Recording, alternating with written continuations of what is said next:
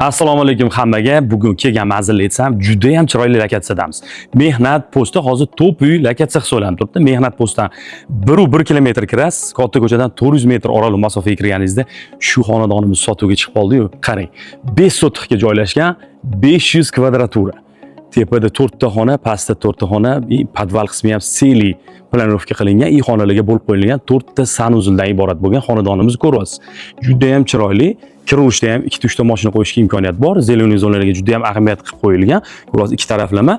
Bu yerda seli naves ham qilib qo'yilgan. Endi qarang. 11 ta xonasi bor, 4 ta sanuzili bor. Mehnat postidan kirdingiz.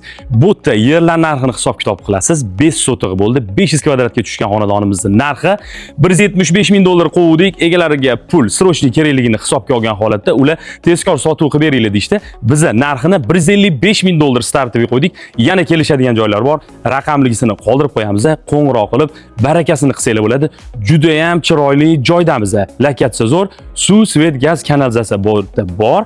Mehnat tarafida o'zi bu lokatsiyani hamma biladi. Zo'r joy. Raqamlar qoladi, qo'ng'iroq qilib barakasini qilsanglar bo'ladi. Sog' bo'lasiz.